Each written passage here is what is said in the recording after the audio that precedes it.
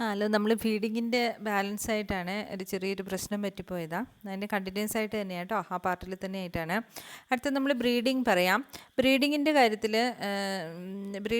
കാര്യത്തിലാണെങ്കിൽ ഇവർ സാധാരണ ഫീമെയിൽ ഡോഗ്സിന് സീസണിൽ വരുന്നത് എപ്പോഴാണെന്ന് വെച്ചാൽ, അതായത് സീസൺ മീൻസ് ആ ഹീറ്റ് പീരീഡിൽ വരുന്നത് ബിറ്റ്വീൻ 6 and 12 months ഓഫ് ഏജിലാണ് വരുന്നത്. അതായത് 6 മുതൽ 12 മാസം പ്രായമാകുമ്പോഴത്തേനാണ് എന്ത് ചെയ്യുന്നത്, ഇവർ പിന്നെ ആ മച്യൂരിറ്റി ഉണ്ടാവുന്നത്, ഹീറ്റിൽ വരുന്നത്.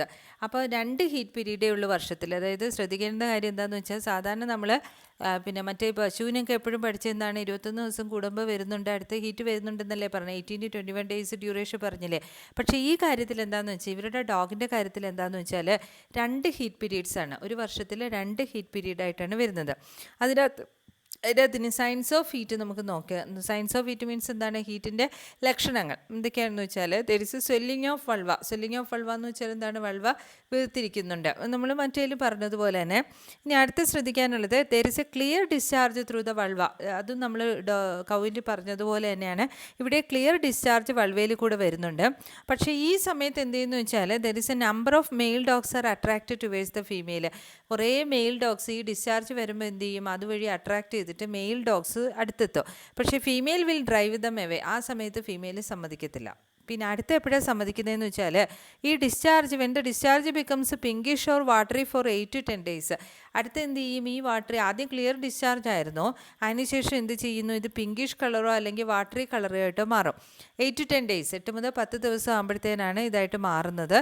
അപ്പോൾ എന്താ സംഭവിക്കുന്നത്, dog stands with the tail raised. അതായത് ഫീമെയിൽ എന്ത് ചെയ്യുന്നുണ്ട്, വാല് പൊക്കി പിടിച്ചിട്ട് and tilt to one side, ഒരു സൈഡിലോട്ട് വാല് മാറ്റി പിടിച്ചിട്ട്, and it is receptive to the male. അതായത് മെയിലിനെ ആക്സെപ്റ്റ് ചെയ്യാൻ വേണ്ടി ആ സമയത്താണ് നിൽക്കുന്നത്.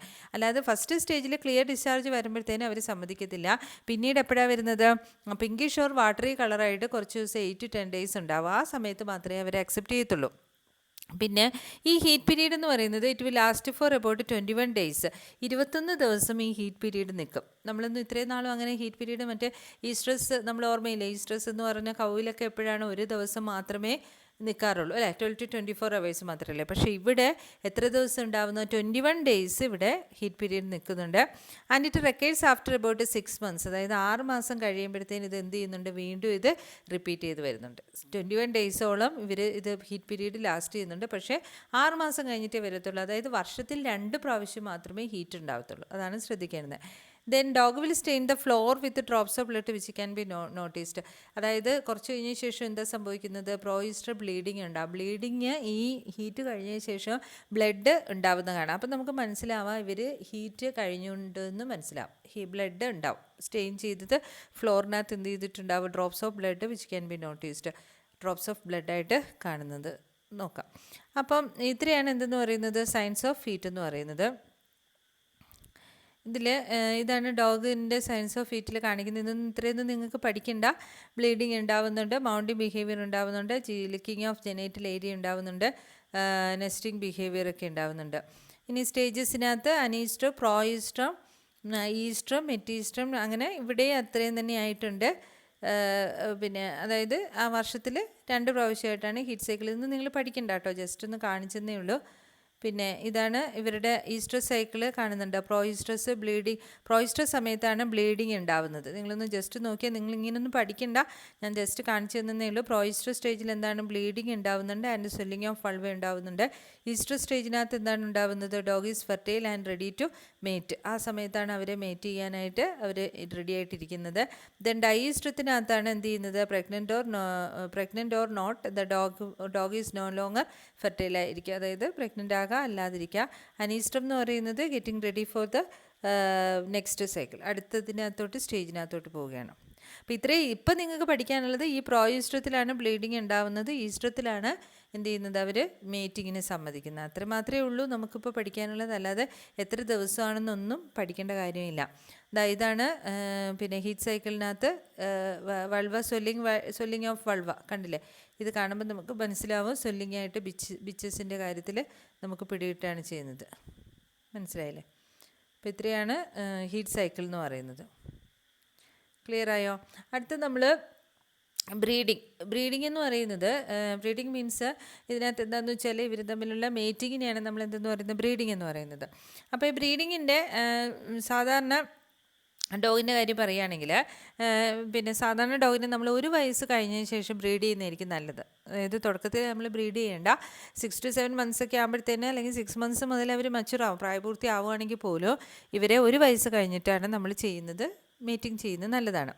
പിന്നെ അതുപോലെ തന്നെ ഫീമെയിൽ ഡോഗ് നമ്മൾ ഹീറ്റിലാകുമ്പോഴത്തേന് നേരത്തെ പറഞ്ഞു, ഹീറ്റിലാവുന്ന കാര്യം പറഞ്ഞു, മെയിൽ ഡോഗിൻ്റെ അടുത്തോട്ട് നമ്മൾ വളരെ പെട്ടെന്ന് തന്നെ കൊണ്ടുപോവുകയാണ് ചെയ്യുന്നത്. അപ്പോൾ ഫീമെയിൽ ഡോഗിനെ നമ്മൾ നേരത്തെ കൊണ്ടുപോവുകയും ചെയ്യണം. മെയിൽ ഡോഗിൻ്റെ അടുത്ത് ഫീമെയിലിനെയാണ് കൊണ്ടുപോടുന്നത്. കാരണം ഒന്ന് സെറ്റിൽ ചെയ്യാൻ വേണ്ടിയിട്ട് മെയിൽ ഡോഗിൻ്റെ, അതായത് ഇപ്പോൾ ചിലപ്പോൾ പിന്നെ വേറെ വീട്ടിലൊക്കെ ആയിരിക്കും മെയിൽ ഡോഗ് ഉണ്ടാവുക, മേറ്റിക്കും ഒരേ വീട്ടിൽ തന്നെ വളർത്തണമെന്നൊന്നും ഇല്ലല്ലോ. അപ്പം നമ്മൾ ആദ്യം എന്ത് ചെയ്യണം, ഫീമെയിലിനെ അങ്ങോട്ട് കൊണ്ടുപോകണം. ഈ സമയമാകുമ്പോഴത്തേന് എന്ത് ചെയ്തിട്ടുണ്ടായിരിക്കണം, മെയിൽ ഡോഗിൻ്റെ അടുത്തേക്ക് കൊണ്ടുപോവുകയാണ് ചെയ്യുന്നത്. അവരൊന്ന് സെറ്റിൽ ചെയ്യാൻ വേണ്ടിയിട്ട് കൊണ്ടുപോകണം. ഇനി മേറ്റിംഗ് സാധാരണ നടക്കുന്നത് 1 or 2 days after the discharge of blood stops. അതായത് നമ്മൾ പറഞ്ഞു പ്രോയിസ്റ്റർ സ്റ്റേജിൽ ബ്ലഡ് ഉണ്ടാവും എന്ന് പറഞ്ഞു.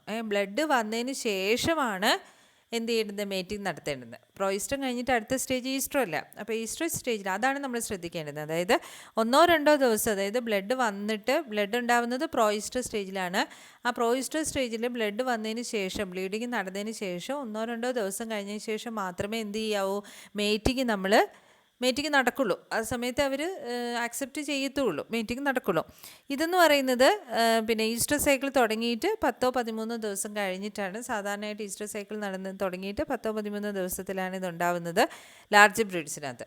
സ്മോളർ ബ്രീഡ്സ് കുറച്ചും കൂടെ നേരത്തെ ഉണ്ടാവുകയും ചെയ്യും. ഇനി അടുത്ത ജസ്റ്റേഷൻ പീരീഡ് എന്ന് വെച്ചാൽ അറിയാമല്ലോ എല്ലാവർക്കും. ജസ്റ്റേഷൻ പീരീഡ് മീൻസ് എന്താണ്, പ്രഗ്നൻസി പീരീഡ് എത്രയേ ഉള്ളൂ, 60 to 63 days. അതായത് എത്രയാണ്, 2 മാസം, വെറും 2 മാസം മാത്രമേ ഉള്ളൂ പ്രഗ്നൻസി പീരീഡ് എന്ന് പറയുന്നത്. അത് ഓർത്തിരിക്കുക. പിന്നെ നമ്മൾ ശ്രദ്ധിക്കേണ്ടുന്നത് ഇമ്മ്യൂണൈസേഷൻ ഫോർ ഡിസ്റ്റംബർ. നമ്മളിനി പഠിക്കുന്നുണ്ട്, ഒരു അസുഖത്തിൻ്റെ പേരാണ് കാനൈൻ ഡിസ്റ്റംബർ എന്ന് പറയുന്നത്. ആൻഡ് ഹെപ്പറ്റൈറ്റിസ് അസുഖമാണ്. ഇത് മിഡ് ജസ്റ്റേഷൻ പീരീഡ്, അതായത് ഈ 60 മുതൽ 62-30 ദിവസമൊക്കെ ആകുമ്പോഴത്തേന് മിഡിൽ സമയത്ത്, പ്രഗ്നൻസി സമയത്ത് നമ്മൾ എന്ത് ചെയ്യുന്നുണ്ട്, ഇമ്മ്യൂണൈസേഷൻ നടത്തുന്നുണ്ട്, വാക്സിനേഷൻ നടത്തുന്നുണ്ട്. അപ്പോൾ പപ്സിന് എന്ത് ചെയ്യുന്നുണ്ട്, it will get passive immunity up to an age of 6 to 9 weeks. അപ്പോൾ അവർക്കൊരു പാസീവ് ഇമ്മ്യൂണിറ്റി കിട്ടും. അതായത് നമ്മൾ പ്രഗ്നൻസി സ്റ്റേജിൽ തന്നെ നമുക്ക് എന്ത് ചെയ്യണമെന്ന് അവർ പറയുന്നത്, വാക്സിനേറ്റ് ചെയ്യണമെന്നാണ് പറയുന്നത്. അപ്പോൾ കുട്ടികൾക്ക് എന്ത് ചെയ്യുന്നുണ്ട്, 6 to 9 weeks വരെ കുട്ടികൾക്ക് ഇമ്മ്യൂണിറ്റി കിട്ടും. മനസ്സിലായില്ലേ? പെട്ടെന്ന് ഈ അസുഖങ്ങളൊന്നും ഡിസ്റ്റംബറും ഹെപ്പറ്റൈറ്റിസും ഉണ്ടാവത്തില്ല. അടുത്ത് ശ്രദ്ധിക്കേണ്ടുന്നത് deworming with suitable drugs. Deworming അറിയാലോ, വിര ഇളക്കാനുള്ള ഡ്രഗ്സ് നമ്മൾ ഉപയോഗിക്കുന്നുണ്ട് ഡ്യൂറിങ് ദ മിഡ് ജസ്റ്റേഷൻ പീരീഡിലാണ്. അതായത് പ്രഗ്നൻസി പീരീഡിൻ്റെ ഇടയിൽ നടുക്ക് വെച്ചിട്ടാണ് നമ്മൾ എന്ത് ചെയ്യുന്നത്, ഡിവേമിങ് ചെയ്യുന്നത്, വിരയ്ക്കുള്ള മരുന്നുകൾ കൊടുക്കുന്നത്.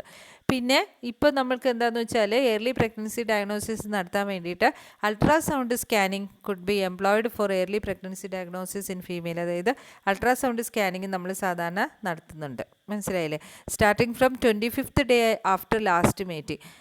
പിന്നെ എപ്പോഴാണ് ഈ മീറ്റിങ്ങിൻ്റെ കഴിഞ്ഞിട്ട് 25ാമത്തെ ദിവസം മുതൽ തന്നെ നമുക്ക് സ്കാനിങ് നടത്താം. സ്കാനിങ് നടത്തുവാണെങ്കിൽ പ്രഗ്നൻ്റ് ആണോ അല്ലയോ എന്ന് നമുക്ക് മനസ്സിലാക്കാം. അപ്പോൾ ഇത്രയാണ് നമ്മൾ ബ്രീഡിങ്ങിൻ്റെ കാര്യങ്ങൾ. മനസ്സിലായോ? ബ്രീഡിങ് സ്റ്റേജിൻ്റെ കാര്യങ്ങൾ ഇത്രയാണ്. അപ്പം ബ്രീഡിംഗ് എന്ന് പറഞ്ഞാൽ മനസ്സിലായല്ലോ. സാധാരണ നമ്മൾ ഫീമെയിലിനെ അങ്ങോട്ട് കൊണ്ടുപോവുകയാണ് ചെയ്യുന്നത്, പിന്നെ മെയിലിൻ്റെ അടുത്തോട്ട് കൊണ്ടുപോകണം. പിന്നെ അതുപോലെ തന്നെ എപ്പോഴാണ് നമ്മൾ ബ്ലീഡിങ് കഴിഞ്ഞതിന് ശേഷമാണ് നമ്മൾ ബ്രീഡ് ചെയ്യേണ്ടുന്നത്. മനസ്സിലായതാ? ഇതുപോലെ, അതായത് പ്രോയിസ്റ്റർ ബ്ലീഡിങ്ങിന് ഇവർ ആദ്യം ഫസ്റ്റ് സ്റ്റേജ് എന്ന് പറയുന്നത് കോയിറ്റസ്, പിന്നെ ഇവർ തിരിഞ്ഞിട്ടാണ് ടേൺ. ഇത് നിങ്ങൾക്ക് പഠിക്കേണ്ട, ജസ്റ്റ് കാണിച്ചതേ ഉള്ളൂ. അപ്പോൾ ഈ ഇത് എപ്പോഴാണ് നമ്മൾ ചെയ്യേണ്ടുന്നത്, പ്രോയിസ്റ്ററും കഴിഞ്ഞിട്ട്, അതായത് ബ്ലീഡിങ് കഴിഞ്ഞ് 2-3 ദിവസം കഴിഞ്ഞിട്ടാണ് ഇവരെ മേറ്റ് ചെയ്യിപ്പിക്കേണ്ടുന്നത്. മനസ്സിലായല്ലേ? അതിന് ശേഷമാണ് ഇവരെ മേറ്റ് ചെയ്യിപ്പിക്കേണ്ടത്. ഓക്കെ.